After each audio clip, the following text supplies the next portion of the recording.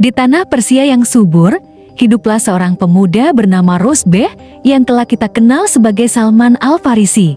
Sebagai putra kesayangan seorang pemuka agama Majusi, ia ditakdirkan untuk menjaga api suci yang tak pernah padam.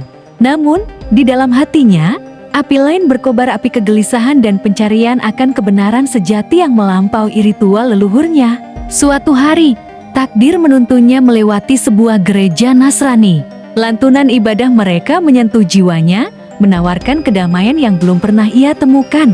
Dengan tekad bulat, ia menentang kehendak ayahnya, meninggalkan kemewahan dan kenyamanan, memulai sebuah pengembaraan spiritual apik yang akan mengubah takdirnya selamanya.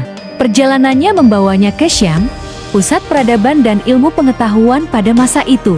Ia mengabdikan dirinya untuk belajar, berguru dari satu pendeta bijak ke pendeta lainnya. Dari mereka, ia menyerap ilmu tauhid yang murni. Setiap guru yang ia temui, di akhir hayatnya, selalu memberikan wasiat yang sama, tentang akan datangnya seorang nabi terakhir di tanah Arab. Mereka menggambarkan ciri-cirinya dengan jelas.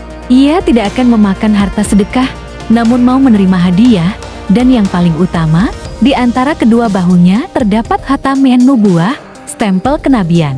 Berbekal petunjuk berharga ini, Salman bergabung dengan sebuah kafilah menuju Jazirah Arab. Namun, ujian terberatnya baru saja dimulai. Rombongan yang ia percayai ternyata mengkhianatinya, menjualnya sebagai budak kepada seorang Yahudi. Dari satu perbudakan ke perbudakan lain, akhirnya ia tiba di Yatsrib, kota yang kelak bersinar sebagai Madinah. Sambil bekerja keras di kebun kurma, penantiannya yang panjang terus berlanjut. Hingga suatu hari, kabar gembira itu tiba. Telinganya menangkap percakapan tentang kedatangan seorang pria dari Mekah yang diyakini sebagai nabi. Hatinya bergetar hebat. Inilah momen yang ia nantikan sepanjang hidupnya. Dengan membawa kurma hasil jerih payahnya, ia mendekati sang nabi, Muhammad Sallallahu Alaihi Wasallam.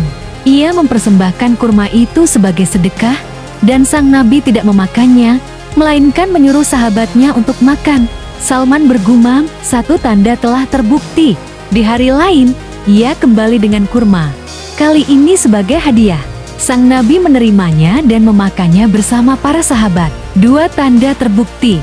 Untuk tanda ketiga, Salman dengan penuh harap mencari kesempatan untuk melihat punggung Rasulullah.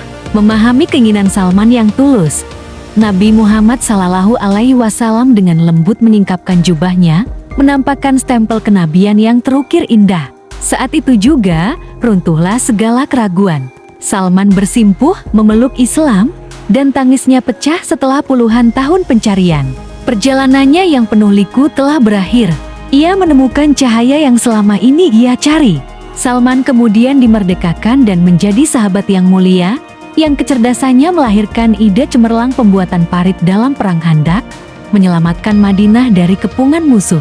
Kisah Salman Al-Farisi adalah monumen abadi tentang keteguhan, pengorbanan, dan janji Allah bahwa siapapun yang tulus mencari kebenaran, Dia pasti akan membimbing jalannya.